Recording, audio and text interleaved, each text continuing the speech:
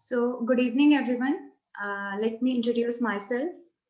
I'm Samarpreet Kaur, and I'm a PH Junction Community Manager at Arogya Seva. I'm the host of this event. So, let me tell you a bit about Arogya Seva. So, Arogya Seva it's an international humanitarian volunteer organization that is dedicated to providing quality healthcare services to affected communities worldwide. As I work at the PJ Junction, which is an initiative by Arogya Seva, which strives to unite menstrual health stakeholders by creating a space where experiences in the field, best practices, knowledge, and capacity building opportunities are shared to propel individual and collective menstrual health initiatives. So, the topic for today's panel discussion is creating access to menstrual products. So, as we all know, the access to menstrual products are a basic human right and are important regarding health, education, employment, and gender equality. Their function is to absorb blood and prevent leaks, and thereby supporting to live in dignity and confidence. But these products are influenced by cultural beliefs and preferences. The type of menstrual products commonly preferred is disposable sanitary pads. Reusable cloth, period panties, and menstrual products often are used very less, often due to lack of awareness, distribution channels, standards, cultural beliefs, misinformation, and cost. So I won't be taking much of your time. So let's start with the proceeding of this webinar. So let me introduce with the first speaker of the webinar, Ms. Bhavna Rai. She's working in an NGO in Lucknow and have been working on livelihood, education, women empowerment, MHM, etc. She's a founder of Period Parichay and also a project manager at Badla. Let Ms. Bhavna take up from here. And if you have any questions, kindly put it on the chat box. We will take after she completes. Over to you, ma'am. Yeah, thank you so much, Samarpreet, for a lovely introduction. And first of all, thank you to all the organizers for inviting me as a speaker, and all the audience who are listening to us. If you can invite more of your friends, kindly invite them to join this session, as I believe that it's going to be very useful. So, Samarpreet, shall I just start the PPT? Yeah, sure. Okay. Wait, I'll have to just search first. Is it with you? Then can you share it? Yeah.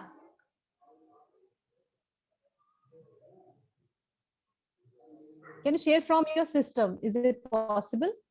Yeah. Okay. Because then I'll have to search. Yeah.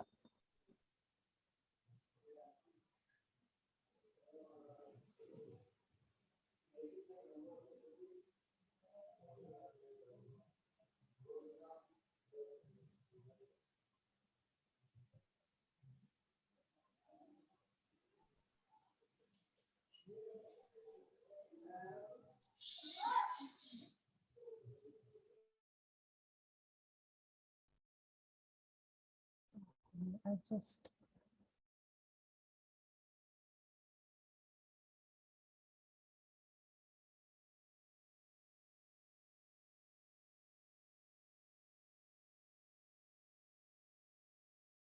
okay. Thank you, Samapreet. So today's topic, as already being introduced, it's creating access to menstrual products.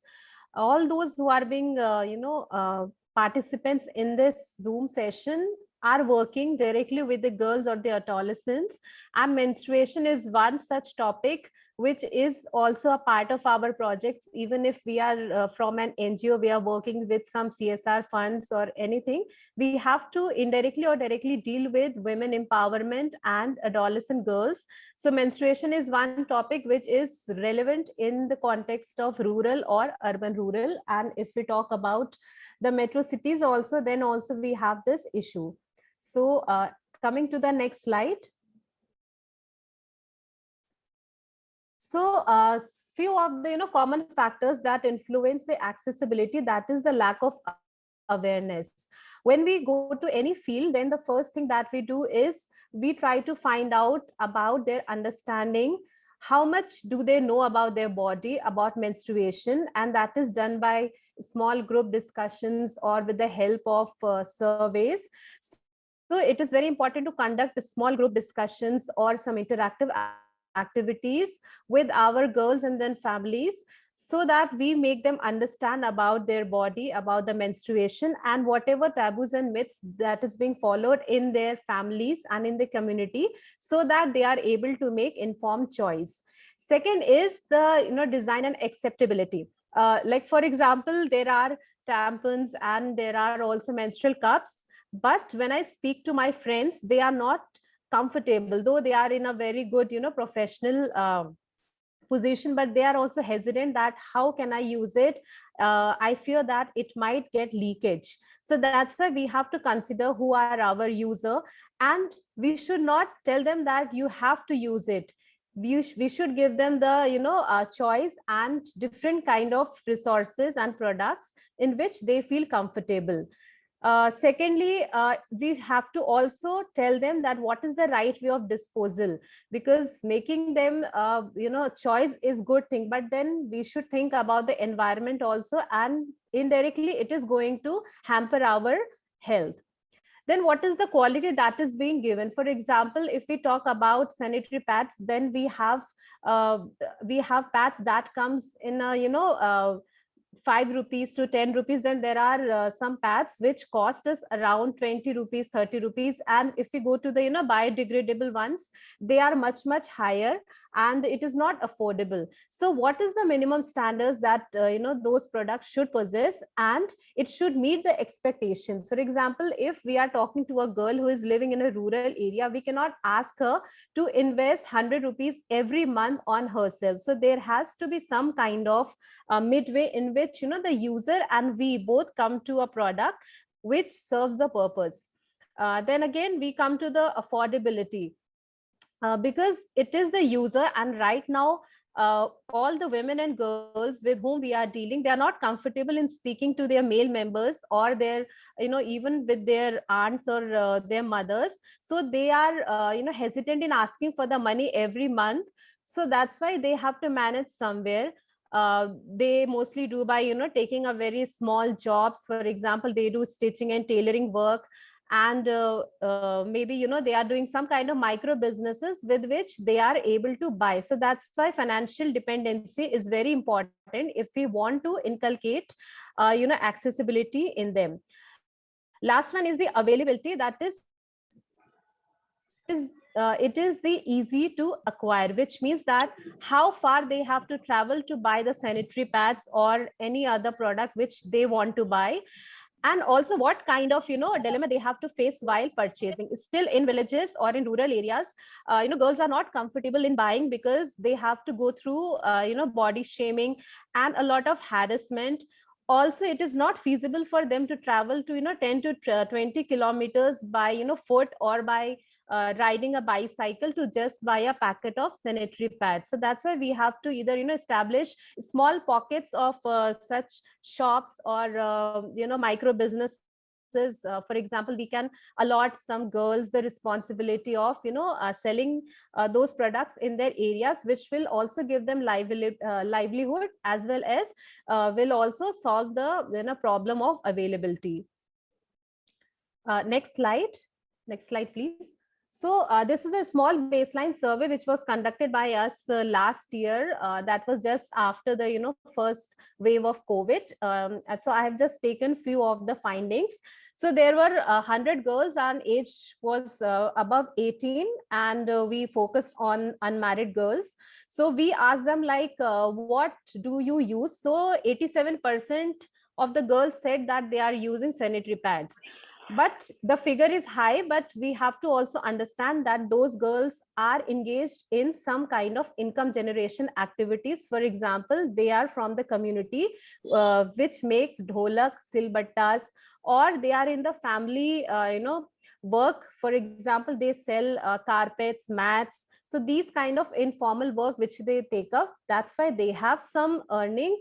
And also they belong to Muslim community, in which they are forbidden to use clothes because they cannot wash it, or the stain or blood, everything is that. So it's not considered pure, or you can say good in their religious beliefs. So second one was like, from where did they buy the sanitary pads? So one common source is medical store, and second is cosmetics shop. So during this pandemic, during relief work, I interacted with few of the girls and wanted to know if they encountered any kind of problem or difficulty. They said they didn't, because medical stores were open. So it is well understandable that during pandemic medical stores were open, so that's why there was no problem of any kind of supply. But yeah, let me clarify it that this survey was conducted in urban rural area of Lucknow, so situation can be different from other places. So moving on to the next slide. So we have to engage other stakeholders also. So when we spoke to them, whether any kind of discussion or are there any platforms, any kind of session that is being conducted in which menstruation is a topic, whether it being in their community, in college, any school or institutes. So only 12% said that yes, we do have a discussion. And when we ask them that, do you get any kind of free sanitary pad from your ASHA, that is, frontline health worker, which is placed in their community, or in their school or colleges, that is a part of government scheme, but only 10% said that they have used and they have received. But these figures are not, permanent, or we should not rely on them, because these are still a mix. Like if we talk about what kind of discussion, they were just able to say that someone had came and they had showed a sanitary pad and they had distributed. But what was the content, what was the topic, what did they learn from it, that was not in their mind. Last is sanitary pad vending machine installed? Yes, it is installed, but only in few of the college and schools. So that is only 99% respondents said yes. And I remember that in the community there is one school, and they provide, I think, 2 sanitary pads for 5 rupees, but that also is not functional most of the time. And it was installed by some NGO and not by the government. They do have the incinerator as well, but they don't use it for disposal. So that's why it's not fully functional. And the principal is quite motivated, but definitely he says that there is lack of funds, that's why we are unable to run it on a regular basis. So according to me, as per my field experiences, the way forward could be establishment of youth friendly clinics, because there are girls who encounter health issues, and they do not know that whom to approach. If they go to their primary health centers or CHC, they do not get any kind of support relevant to menstruation. Also, they do complain about having cramps or taking up injections, because that is the last resort, and they do not have the money to take over any kind of medical assistance. Wash facilities and infrastructure, that is everyone is aware about that. In schools, especially if we speak, there is no proper supply of clean water. Toilets are mostly locked up, and that is why it has also led to one prominent problem, that is dropouts of girls. And then we come up to community based intervention, because we have to take up this issue to the community, and need should be coming from them. For that we can involve frontline health workers, for example ASHA. But the ASHA's role is just limited to vaccination, immunization, and then getting delivery of pregnant women, and on that basis she earns some incentive. She doesn't have got any kind of capacity building training or information on menstruation. Local leaders, if we talk about parshads, so they can be very helpful, and NGOs also, because NGOs work is also limited to just activity based intervention. Then choice of product with a sense of right disposal, that is why after awareness we have to give them the products, and then they have to make a choice. Maybe it's a cloth sanitary pads, like we had conducted one this workshop also, but it didn't turn out well because the same problem, due to religious beliefs, they don't want to wash it again and again. So that's why it's a flop. So we cannot ask them to implement it. Last is the stakeholders accountability. If we talk about government, there are a lot of government schemes, for example, Rashtriya Kishore Swasthya Karyakram, but due to lack of the funds, they are unable to run it. So I've spoken to, NHM also. They said that the scheme is in place, but you will have to implement it. You will have to use the funds. We will not give you anything. So what is the use of having these schemes? Schools and the manufacturers, they are into just minting money. Besides that, they also have to think like what can be the social responsibilities. How can they earn also, and at the same time make it environment friendly, and also give the right of choice to every user. And there is also the role of media, which is very, very important, but it is only restricted to days specific to your menstrual hygiene day, if we talk about, or International Women's Day. After that, they just vanish away, and they don't have any story, they don't have any best practices, or some success stories to share, or any kind of model that could be replicable. So I believe if we inculcate few of these plans, maybe in a smaller scale, so we might be able to make some change. So that's all from my end. Thank you so much, Samarpreet. If you have any questions, so maybe we can take up right now or later on. Yeah, if anyone has any questions, they can put it on the chat box, or they can just unmute yourself and ask.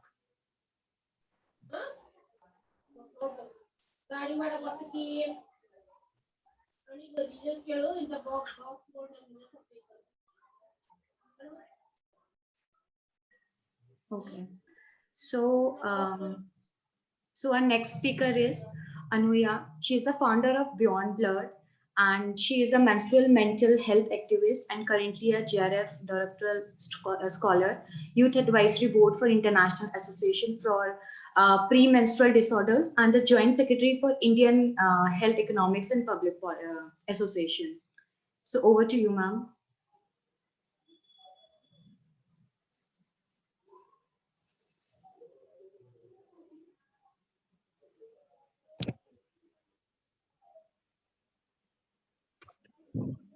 Hi, am I audible? Yeah, you are. Great. So one of the few things that I'm going to be covering today in terms of access to menstrual products is generally the coverage, that is the percentage of adolescents that are actually getting menstrual products under the current schemes. The second thing is I'm going to talk about various products and the innovation necessary in the products that we currently have. Then I'm going to be also focusing a little bit on regulation, not only in terms of product regulation, but also in terms of the advertisement regulation. Then I'm also going to be focusing a little bit on the bad practices that are currently going on in the menstrual activism space in India, and what we can do to, be more aware and not cause more harm than benefit. So in terms of coverage, the current Suvidha pads don't really have a great coverage. In fact, the numbers say that they only have about 25% coverage in each district, which is really low. And this 25% coverage is also specifically focused on adolescent girls, which is sort of removing, young adults and older menstruators in the space. So it is extremely difficult to not include other menstruators, that is trans menstruators, queer menstruators, or even older women are not being included when we talk about coverage, specifically focused on adolescent girls. Now, what happens when they leave school? How are they supposed to access these products? Is the question that it's a huge policy question that needs to be answered. And when we talk about coverage, again, the current policy framework is again, like I said before, particularly focused on adolescent girls. So it's about time that we also engage with people who are at the margins of menstruation, that is people with disabilities, who have completely different needs when it comes to menstrual health, even completely different needs in terms of wash facilities. Our wash facilities are already really bad, and they're completely inaccessible for people with disabilities, especially physical disabilities and intellectual disabilities as well. But what happens is that when it comes to intellectual disabilities, more or less, there are caregivers who are providing the necessary menstrual health care for the people who are in need of it. But that doesn't really happen a lot with people with disabilities. And, they've been using, I would say, really for the lack, because of the lack of products that are particularly catering to them, they've been like pinning up their sanitary product or their pad to their underwear, or they're finding it extremely difficult to access bathrooms or water or anything for that matter. So it's really important when we're talking about accessibility that we have a very holistic approach to it, and then we have enough coverage to include everyone, especially at the margins, irrespective of gender, irrespective of caste, irrespective of their physical and mental disabilities. The coverage must be complete. We cannot simply focus on able-bodied cisgender women and be like, our work is done. We are excluding the most marginal people who are at margins of menstrual health, and that's something that should not be happening. The second thing is definitely products. Now, like the previous speaker said, there needs to be choice when you're choosing a product. You just can't go, like organizations have this habit of going to places and distributing menstrual pads, which are mostly disposable menstrual pads. And sometimes, yes, these days they're distributing menstrual cups, they're also distributing cloth pads. But are we really sitting down and asking them, what product do you really want to use? What is a product that is comfortable for you? How do you use them? Do you have a safe place to keep this cup? Because you need to store the cup in a clean, dry place. You need to store the pad in a clean, dry place. And you also need to have a soap, access to water to clean them, to sterilize them and use them. And again, using products, especially the sustainable products, it's a matter of geopolitical issue. We need to understand that not everyone across the geographical area will be able to use them. You can't use cloth pads if you're probably in an area where it's almost raining all the time and it's very high humidity and it's raining and you don't really see sun, because how is the pad going to dry? And is it really okay to just put it down in a dryer or just wait for it to dry and get all musky? Like, we don't know the answers. So it's important to consider many factors when somebody is going to go and distribute. And I feel like when organizations, when they don't have an exit strategy is something all organizations must have. They don't have an exit strategy when they're trying to distribute menstrual products. What they're creating is a circle of dependence. You give it now, what about next month? What about the month after that? What about 3 years from now? What about 5 years from now? Is this model really working out? Is this really benefiting the community? What are we doing? These are, again, some of the questions as menstrual health advocates, as menstrual health activists and organizations, we should be asking ourselves when we are creating a distribution, a menstrual product distribution. Definitely in times of disaster management, it's a different scenario. But I'm talking about regular menstrual pad or menstrual product distribution that's happening. And again, right, when we also talk about menstrual cups, a lot of people are cupboarding. I feel like as people, we are only here to give information that these product exist, these are the pros, these are the cons, but we are no one to sort of pressure people into using a product or guilting them into using a product. There's a lot of conversation that happened on Twitter. A lot of people felt that they were pushed into using a cup or a pad or a cloth pad because they were made to feel guilty that they were not doing enough, which is absolutely ridiculous, because I think the choice is being taken away from them. And choice is something that doesn't really happen in vacuum, right? There are a lot of pressures that come into space. So, and we also need to ensure that there's a lot of innovation in our products. We need innovative products for people with disabilities. This is one of the most important things. Period underwear it's an absolutely great product for people with disabilities. And especially for people with physical disabilities, we can sort of like have a seam on the side that can be easily accessible for them, so they don't really have to perform all sorts of, I don't know, tricks to use that product. Now, this innovation is important. The government need to push people for this innovation. We need better products to ensure that everyone at the margins are covered. This innovation must be pushed to the forefront. Then the other thing is regulation. Now, when I talk about regulation, I'm talking about two. One is advertisement and one is the product quality. We have a lot of local manufacturing units that are, I don't know, using aloe vera gel, neem powder, I don't know what else. They're using a lot of these things infused and claiming that it sucks out toxins. I don't know what these toxins are. A very vague language. The production unit is not, sterility is not really important, but at least it needs to be clean. All of these regulations must be kept in place because we see a lot of local manufacturing units that are coming up with their own claims that then this is going to do this is going to help with period pain, with absolutely no evidence to prove that. So definitely when the products are being advertised, now that the digital advertisements have come, I don't know, have become relevant everywhere. You also have cups, right? They say, just stick it in there, it doesn't matter. But people with vaginismus, people who have experienced sexual trauma, they find it very hard to use internal menstrual products like cups, discs, sponges. So it's important that the advertisement is being sensitive, the advertisements are being correct and are also evidence based. This regulation must also flow into commercially available products like Stay Free, Whisper, because these products don't really put their ingredient list on their packet. So we don't know how they're bleaching it, what they're using with, whether there are certain carcinogenic materials present in the pad or anything of that sort. So it's really important that this regulation comes into place for both the advertisements as well as the product regulation itself. And there must be independent testing of these products every year or every 3 years by an authority that is doing them. Because now that the cups are also increasing, not a lot of cups really, we don't really know whether certain cups are actually made from medical grade silicone or not. And it's important that a cup must be of medical grade silicone. And finally speaking, there are existing policy pathways that are already available that can be used to improve the conditions everywhere, right?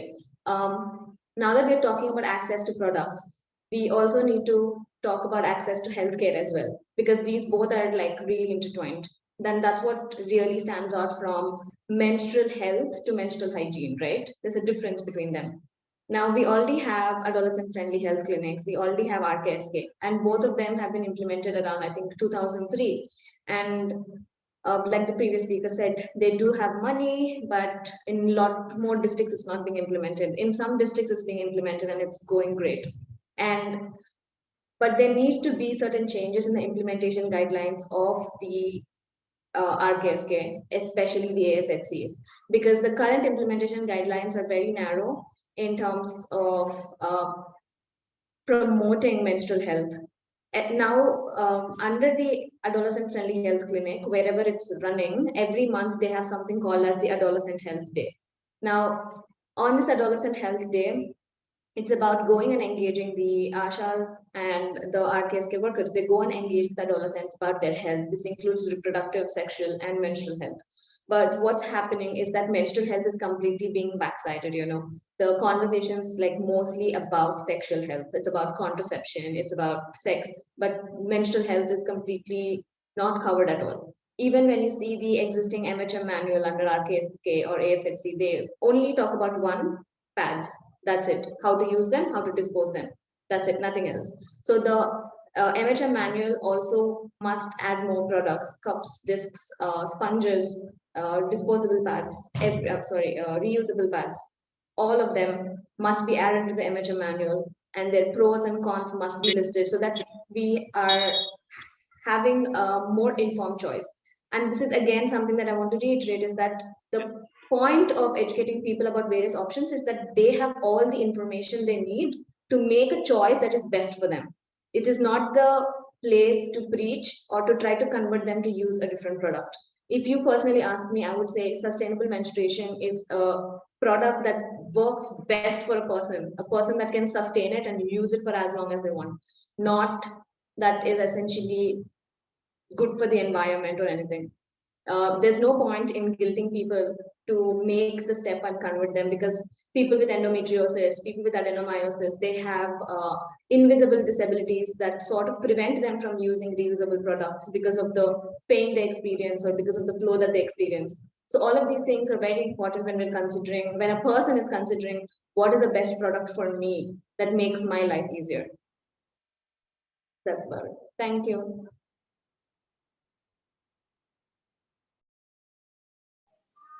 Thank you, Anima, for throwing light on these points, which we mostly neglect. And it was really helpful and informative. So, if anyone has any questions, so they can ask, or else we will move to our next speaker. Okay, so the last speaker for today's panel discussion is Monica Gupta. She has done her graduation in BSc Geology from Delhi University, and she is currently pursuing a Masters of Public Health Administration from Tata Institute of Social Sciences. And she is also a member of an initiative called BOLO, P for Periods. Over to you, Monica. Yeah, first of all, thank you, Period Junction, for giving me this opportunity. So I'm sharing my screen. Just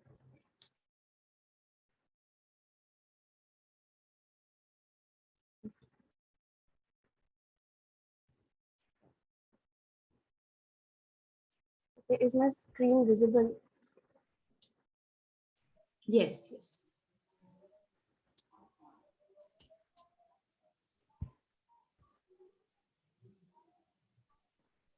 Okay. So thank you for the introduction. So let's begin with creating access to menstrual product. So whenever we use certain type of okay, am I audible? Yes, yes. Hello. You are audible. Yes. Yes. Okay. Okay. So whenever we use certain type of menstrual product, there is some reason behind it. Like there is some characteristic we see before using any menstrual products. So basically, these characteristics are among these, like awareness about that particular menstrual product or the gender equality, availability of certain product, affordability, and sustainability and quality assurance. So we are going to look one by one all of these. So first is limited access to menstrual education leads to limited access of sanitary care products. Like half of the Indian market is full with sanitary pad, disposable sanitary pad, and there is some little or no awareness about menstrual product. Now, when I talk about little or no awareness about certain product like menstrual cup or tampon, so there is a myth and taboo around these products that it get lost inside the vagina. I mean, I don't know how it get lost because this is our vagina and this is our cervix.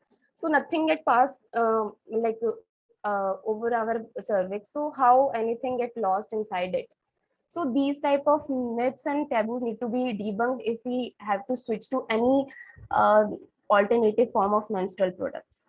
And the second thing is there is very little awareness because our influencers, when we talk about influencer, it is basically our mother or grandmother who is using, traditionally they are using menstrual pad only. So initially they gave us menstrual pad only to use. So there is very little awareness around the alternative products. So second thing is menstruation is not just a woman thing, and this is true. It's not only the cost or the availability. Some people are not able to buy these products because of stigma around it, because we label these products as a woman health. Whenever we go to any mall or something, we see that these products are under women department. Sometimes these things are very triggering for transgender people, and they not able to purchase this freely. And if we talk about the restrooms also, there is scheme in which government has putting the sanitary pad vending machines in restroom.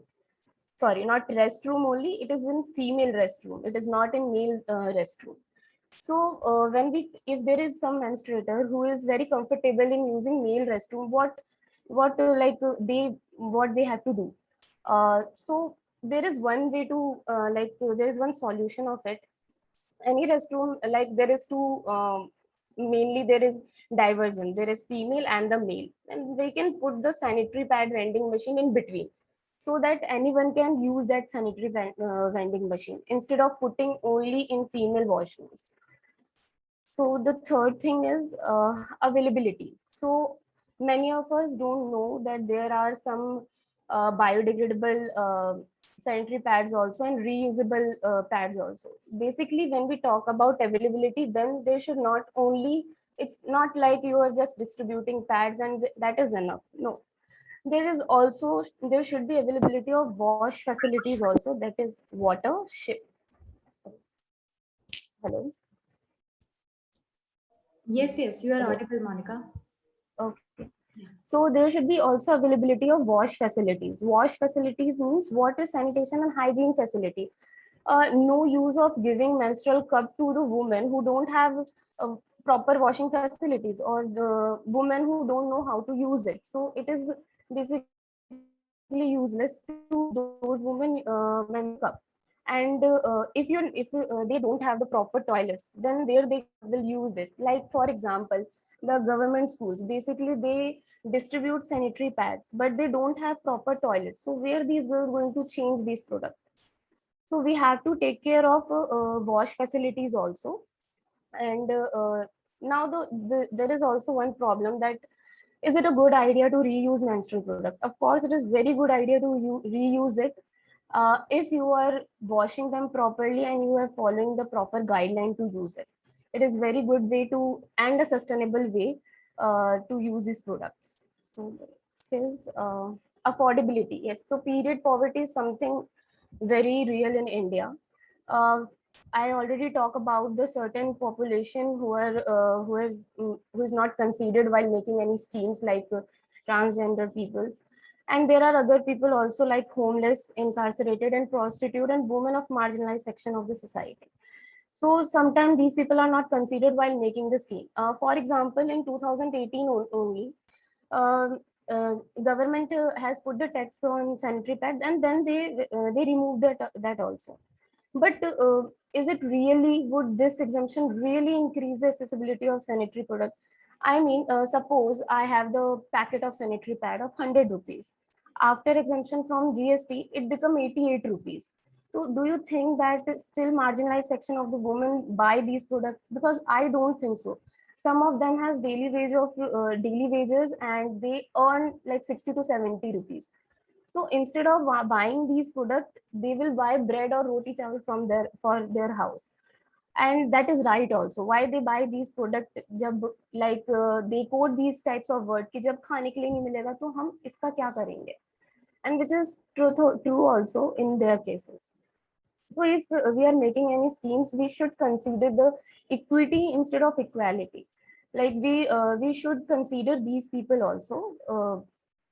Like there is a in rural India, according to NFHS survey 5, less than half of the women use a sanitary napkin. Why? Because they don't able to afford it, these products. And when we talk about affordability, it means in rural area, most of the retailers, they don't have these products. Why? Because the consumer there don't buy it.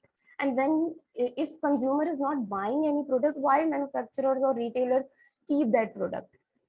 So this is also, and this is because there is a lack of awareness among women who is not buying these products. So the next is the eco-friendly and sustainable menstrual product.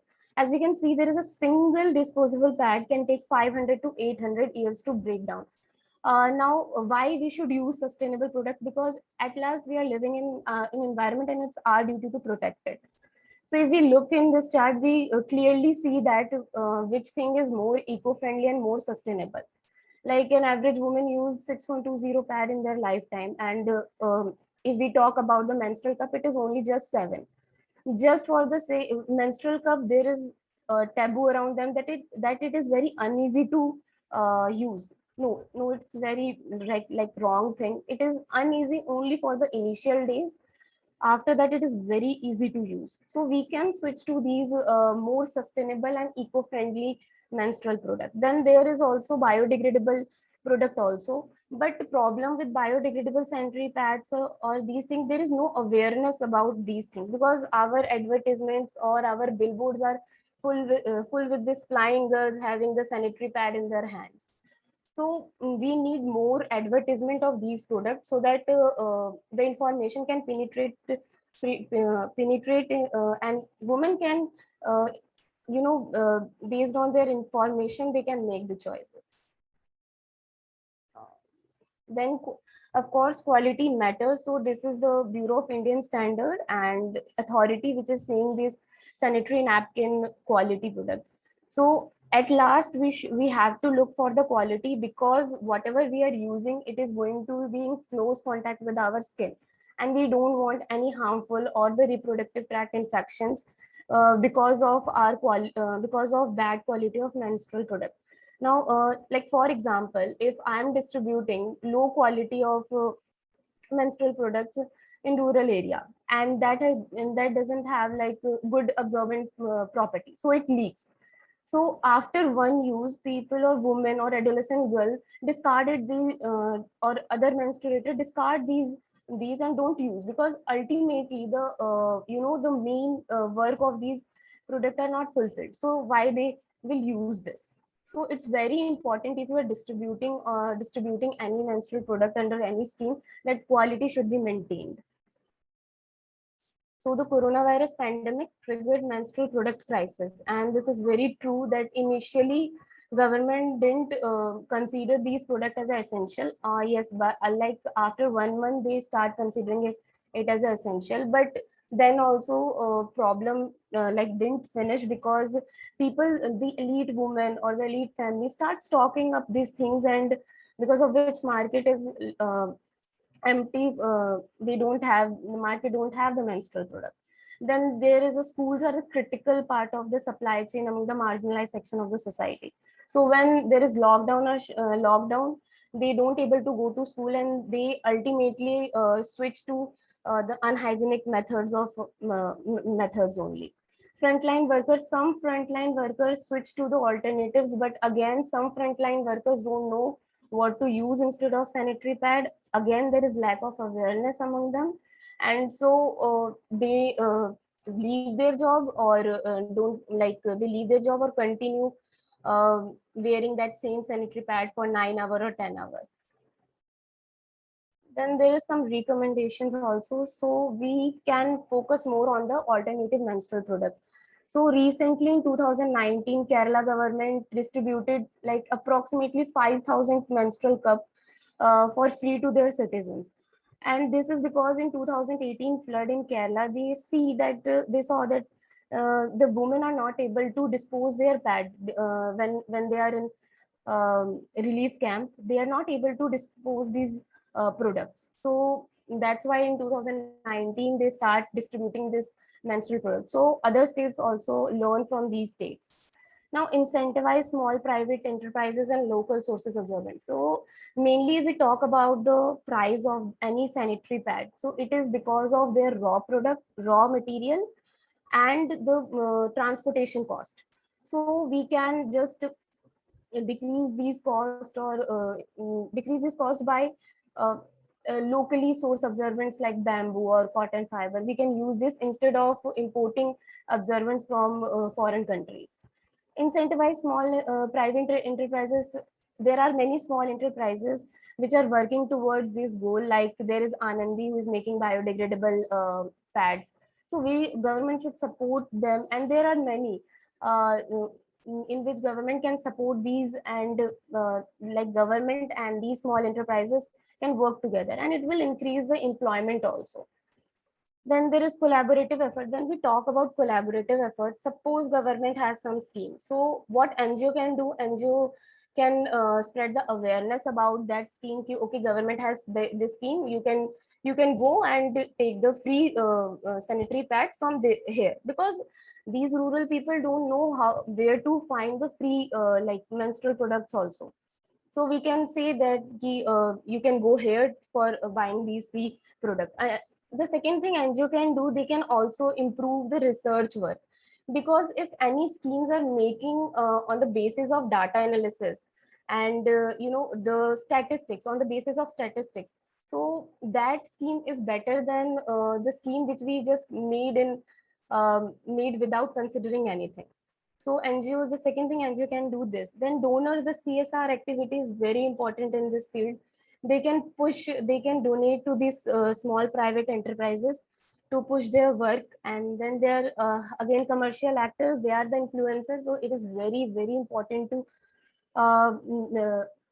say these commercial actors to like advertise about certain alternative products also, so that people become aware about, at least become aware about these products. Then there is program can be more gender inclusive. Yes, if you're talking about any program, then it should be gender inclusive. It doesn't mean it only include women. It should be include all the genders. Then spread awareness about menstruation and menstrual product and start speaking them openly. The whole thing is, when we talk about menstrual product, it is all like less access to menstrual product. It is because no one is talking about menstruation freely and openly. Then there is many taboo that no, we don't have to talk, and there is always harsh voice when we talk about menstruation. So that need to be corrected if we have to increase the access of menstrual product. Thank you. Thank you, Monica, for this wonderful presentation. So does anyone of you have any questions or queries for the speaker? You can go ahead.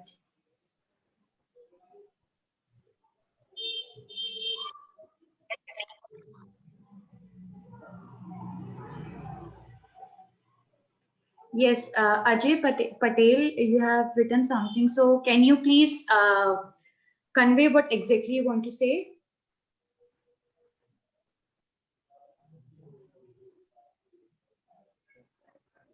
Yes, Ajay Patel. Yeah. Hi. जी मैं हिंदी में थोड़ा सा बात अपनी रखना चाहूँगा. हाँ जी. थोड़ा सा इंग्लिश कमजोर था जिसकी वजह से मैं बहुत बेहतर नहीं समझ पाया. इतना बेहतर टॉपिक था और बहुत बहुत धन्यवाद आप सबको जोड़ने के लिए. हम लोग कुछ पैड बैंक चला रहे हैं स्टेट में. बेसिकली हम लोग लखनऊ में, बनारस में, बलिया में, गाजीपुर में. और पैड बैंक का एक बस ऐसे ही ये आया था कि मेरी बेटी है 12 साल की, तो उसको बहुत संकोच लगता था कि हमें पैड कैसे मिल पाएगा. और मैं जब उसको परचेज करके देता था तो उसको थोड़ी सी दिक्कत होती थी. तो ये जो समाज में टैबू है, तो हम लोगों ने कोशिश की कि नहीं, हमें इसका एक अवेयरनेस प्रोग्राम चलाना चाहिए. मैं 1 मिनट में अपनी बात को थोड़ा समाप्त करूंगा. उसके बाद में फिर हम लोगों ने तब तो कोविड का एक दौर चला जिसमें लड़कियों ने कहा कि लड़के तो जाकर के अपने लिए सारी चीजें खरीद सकते हैं, लेकिन हम लोगों के लिए तो बिल्कुल घर में रहना है. और वो एक बड़ा बुरा दौर था जिसके बाद में हम लोगों के दिमाग में आया कि पैड बैंक हम शुरू कर सकते हैं. और अभी भी ये पैड बैंक में हमारा ये है कि लड़कियां बहुत लो प्राइसेस में, थोड़ा इसलिए बात रखना चाहता था कि पीएम जन औषधि केंद्र से जो 4 रुपए का मिलता था 4 सैनिटरी पैड, क्वालिटी में भी ठीक है. विशेष करके मतलब हम तुलना ये ना करें कि हमें ढेर सारी चीजें हैं, लेकिन हम लोगों ने शुरुआत किया था पीएम जन औषधि केंद्र से और बहुत अच्छा उसका रिस्पांस भी मिला. उसके बाद में पहले तो हम लोगों ने फ्री देना शुरू किया था, फिर 4 रुपए का पैकेट आता था, उसके बाद हम लोगों ने उसको 5 रुपए में देना शुरू किया. हम लोग ग्रामीण क्षेत्रों में हैं और लगातार हर महीने हम लोग जब पैड बैंक की मीटिंग करते हैं, जब लड़कियां सैनिटरी पैड लेने आती हैं, तो उस पर ढेर सारी ये बातें करते हैं. हम लोगों के लिए भी बहुत परेशानी की बात ये भी है कि जब हम लोग उनसे कप के बारे में बात करते हैं तो वो कहते हैं कि नहीं, यहाँ पे कप बहुत ज्यादा हम लोग के लिए बहुत अच्छा नहीं पड़ेगा. तो इस तरह से, और मैं भी कोशिश कर रहा हूँ कि हमारे पास अगर कुछ कप्स आ जाए, कुछ ट्रेनिंग्स में हमारी बच्चियां चली जाए या फिर हम लोग चले आए, तो एक बेहतर हम लोग उनको बता पाएंगे. तो कप के बारे में बहुत उनको बता भी नहीं पाते हैं. और दूसरा ये था कि जहाँ पे ग्रामीण क्षेत्रों में बहुत दूर दराज में पीएम जन औषधि केंद्र है, जहाँ पे कि बहुत सस्ते दामों पे ठीक क्वालिटी के जो है कि पैड्स मिल रहे हैं. मुझे बस इतना ही कहना था. अब बाकी मैं बहुत सी बातों को नहीं समझ पाया, माफ करिएगा. आप थोड़ा इंग्लिश में है, मैं रिक्वेस्ट करूंगा कि अगली बार जब भी इस तरह के हो, अगर मिक्स लैंग्वेज भी रहेगा तो हम लोग थोड़ा सा बेहतर समझने की कोशिश मतलब कर पाएंगे. हाँ जी, सॉरी. Thank you. हाँ जी, थैंक यू अजय जी, बहुत अच्छा इनिशिएटिव है आपका ये, और थैंक यू अपना एक्सपीरियंस शेयर करने के लिए. सो किसी का और कोई क्वेश्चन है तो please they can ask.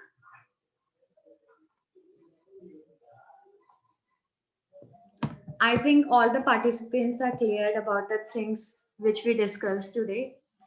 So thank you everyone for being part of this webinar, and thanks to speaker for such an informative and valuable presentation. So Yes, so let's hope to join again for another panel discussion. Till then, be safe and have a good week ahead. Thank you. Thank you, everyone.